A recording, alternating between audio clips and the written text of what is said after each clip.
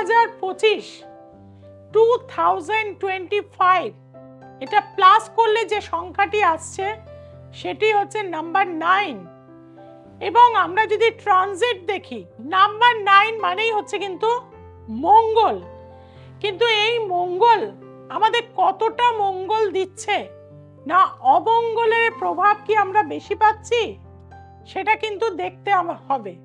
বছরটা যেহেতু মঙ্গলের বছর, মঙ্গল মানেই আমরা জানি লড়াই, মঙ্গল মানেই কিন্তু আমরা জানি একটা লিটিগেশন, ঝামেলা।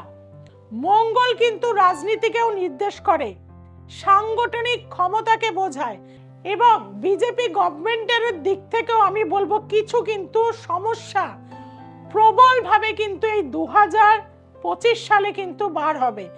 এমনকি মোদিজির যে ইন্টারনেটের কুণ্ডলী রয়েছে সেখান থেকেও কিন্তু ওনার কিন্তু এই মঙ্গলের বছরটা খুব একটা শুভ 2025 সাল হবে না।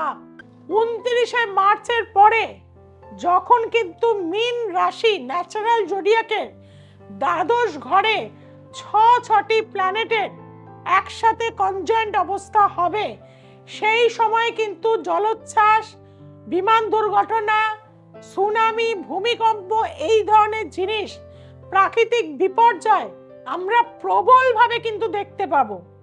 সেই জায়গা থেকে আমরা দেখব শেয়ার মার্কেটের ধস চলে আসবে এবং ডলার কিন্তু ডাউন হয়ে যাবে।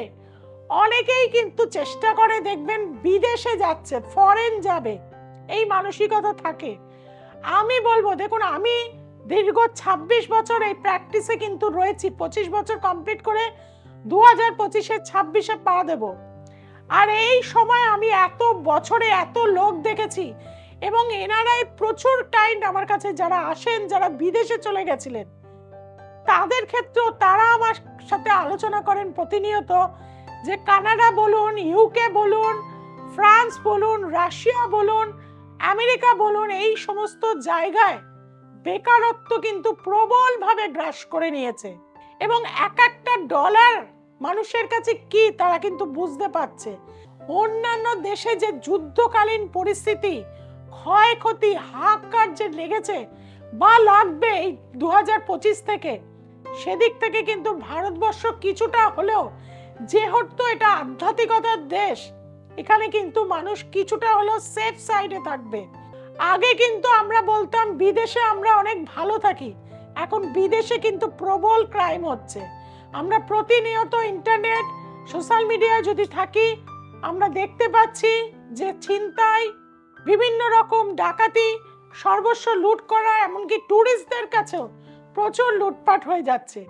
কাজেই সেদিক থেকে বলবো ভারতবর্ষ আস্তে আস্তে কিন্তু উন্নতির জায়গায় যাবে।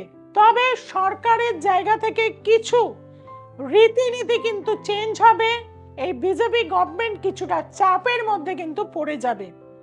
2025 কিন্তু মোদিজির জন্য নির্দিষ্টভাবে আমি দেখেছি, যেটা আমরা ইন্টারনেটে ওনার যে ডেট অফ বার্থ, এই সময় কিন্তু ওনার জন্য ভালো নয়। প্রচুর ক্রাইম বাড়বে, অগ্নিকাণ্ড বাড়বে, বিভিন্ন রকম যে আমরা নানান ক্রাইম আজকাল দেখতে পাচ্ছি, সেই ক্রাইম, খুন, ধর্ষণ এগুলো কিন্তু বাড়ার কিন্তু প্রবণতা রয়েছে। আপনাদের আগেও আমি প্রেডিকশন করেছিলাম যে জঙ্গি নাশকতা বা বিভিন্ন জায়গায় অশান্তিমূলক আমরা পরিবেশ সৃষ্টি হবে এই সময়। আপনারা কিন্তু দেখলেন পাহেলগাঁওতে কি ধরনের কষ্ট বা যন্ত্রণা বা হত্যাকাণ্ড আমরা কিন্তু দেখলাম। আমি বারবার বলেছি বড় বড় অগ্নি সংযোগ হবে এই বছরে। আপনারা বারবার দেখছেন বড় বড় অগ্নিকাণ্ড কিন্তু হচ্ছে। আমি বারবার আপনাদের বলেছিলাম ডিসেম্বর মাস থেকে, অর্থাৎ 2025 শুরু হওয়ার আগে থেকে বলে গেছিলাম যে শেয়ার মার্কেট কিন্তু প্রবলভাবে ধস নামবে এবং আপনারা নিজেরাই দেখলেন যে ফেব্রুয়ারি মাসের পর থেকে শেয়ার মার্কেটে কিভাবে এখনো পর্যন্ত ধস চলছে। আর সোনার দাম অনেকেই বলছে কমে যাবে, একদমই নয়। রূপো কিনে রাখুন, কিছু না পারুন, তাতেও কিন্তু প্রচুর প্রফিট লাভ করতে পারবেন। অর্থাৎ আমার প্রতিটা কথা আপনারা কিন্তু আগেও দেখেছেন, আমি যা যা প্রেডিকশন করে গেছিলাম তা প্রত্যেকটা মিলেছে। এছাড়াও ডোনাল্ড ট্রাম্প আসার পরে আমরা কিন্তু দেখতে পেলাম যে চারিদিক থেকে একটা অশান্তিমূলক, ডলার ডাউন হয়ে গেল, তার যে নীতিগুলো সব ভুলভাল হচ্ছে এবং কোনো উচ্চ পদের মানুষের প্রাণহানি করার যোগও কিন্তু জঙ্গি সংগঠনগুলো অ্যাক্টিভ হচ্ছে। অলরেডি পাহেলগাঁও আমরা দেখলাম, কিন্তু এটাতেই থেমে থাকবে না। এবং এই যে জঙ্গি নাশকতা, এটা কিন্তু ভারতবর্ষ কিন্তু দমন করে দেবে। নীতিশ কুমারেরও যে ছক রয়েছে তাতে কিন্তু তিনি অবশ্যই এবছরের অর্থাৎ 2025-এর 14 তারিখে কিন্তু উইনিং হওয়ার জায়গা কিন্তু প্রবলভাবে রয়েছে।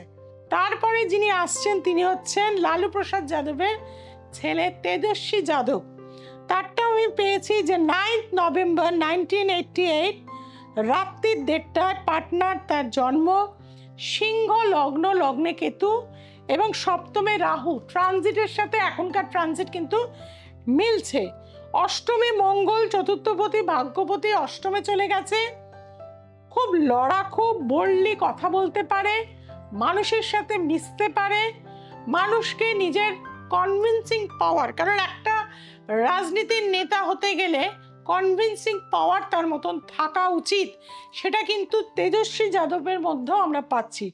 আর যেটা ভালো সবচেয়ে আমি বলবো সেটা হচ্ছে বৃহস্পতি 10ম ভাবে গিয়ে অবস্থান করছে। কিন্তু যে সময় তার এই দশার আর কি ট্রানজিট এবং তার নিজস্ব যে দশাটা রয়েছে সেটার ক্ষেত্রে কিন্তু তিনি কিছুটা হলেও পিছিয়ে রয়েছেন। অর্থাৎ তিনি হয়তো জয়ী হবেন, অনেকটা ফাইট করবেন, কিন্তু এই বছর 2025-এ হয়তো তিনি কিন্তু চিফ মিনিস্টার হতে নাও পারেন। তিনি এতদিন পর্যন্ত কিন্তু উপদেষ্টা ছিলেন বা সমস্ত বড় বড় পার্টিগুলোকে তিনি কিন্তু অ্যাডভাইজার হিসাবে তিনি একটা গাইডলাইন দিয়ে গেছেন। আমি তার পার্সোনাল কোনো হরোস্কোপ সেভাবে পাইনি, কিন্তু তার যে পার্টি, সেই পার্টির যে ডেট অফ বার্থ 2 অক্টোবর 2024 সেটা পেয়েছি। এবং সেই সাপেক্ষে কিন্তু যে প্ল্যানেটারি পজিশন আসছে, কুম্ভ লগ্ন আসছে এবং অষ্টম ভাবের ওপরে দেখুন একাধিক প্ল্যানেটের কানেকশন। অষ্টম মানেই হচ্ছে unexpected gain, gain without pain. এখানে তারও কিন্তু চতুর্থ ভাব যথেষ্ট ভালো এবং তিনি হাইলি এডুকেটেড আছেন, তিনি মানুষের সাথে মিশতে পারেন, বড় বড় রাজনৈতিক দলকে তিনি এতদিন পর্যন্ত জিতিয়ে এসছেন।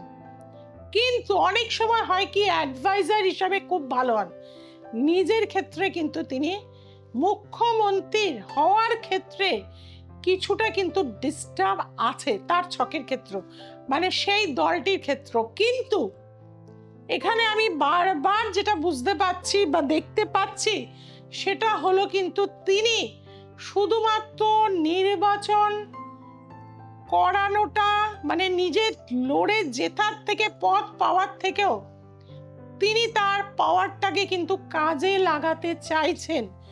অর্থাৎ গেন উইদাউট পেন। তার হয়তো 3 জন সদস্যকে জোট হওয়ার জন্য হয়তো দিয়ে দিলেন এবং সেখান থেকে তিনি বড় অঙ্কের কিছু টাকা হয়তো পেয়ে গেলেন এবং তিনি আগেও প্রচুর টাকা ইনকাম করেছেন। কাজেই এই জায়গা থেকে প্রশান্ত কিশোরের জায়গাটা কিন্তু আমি অন্যভাবে তিনি কি হয়তো নিজেকে কাজে লাগাবেন এই বিহার ইলেকশন 2025। এবং এখানে যেটা আমি পাচ্ছি সেটা হচ্ছে বিজেপির ক্ষেত্রে, এনডিএর ক্ষেত্রে এই বছরটা বিহারের জন্য যথেষ্ট একটা উল্লেখযোগ্য কিন্তু টাইম আমরা কিন্তু পাবো। তবে এটাও ঠিক যে এই মুহূর্তে যে প্ল্যানেটারি পজিশন হয়ে রয়েছে মানে প্রবল একটা অশান্তিপূর্ণ পরিবেশ সৃষ্টি হবে। দ্বিতীয় নম্বর কথা হবে কোনো পার্টি হয়তো সেটা এনডিএ হয়তো অন্য কারোর সাথে যুক্ত হয়ে তবে কিন্তু তারা বিহার সরকারে কিন্তু আসবে, অর্থাৎ বিজেপি গভর্নমেন্ট কিন্তু সেখানে এস্টাবলিশড হতে পারবে। তবে তেজস্বী যাদব আমি আবারও বললাম খুব ভালো ফাইট করবে, অনেকগুলো সিট নেবে, কিন্তু মুখ্যমন্ত্রীর পদ এই বছর কিন্তু তার পাওয়ার জায়গাটা আমি সেভাবে স্মুথ ভাবে কিন্তু পাচ্ছি না।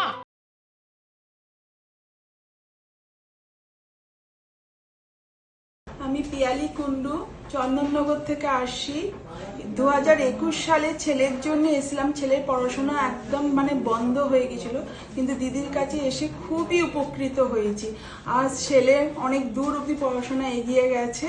আবার এসেছি অসুবিধা হয়েছে বলে, দিদি আমার সমস্যার সমাধান করবেন। যারই সমস্যায় পড়বেন দিদির কাছে আসবেন, দিদি তার পথ দেখিয়ে দেবে।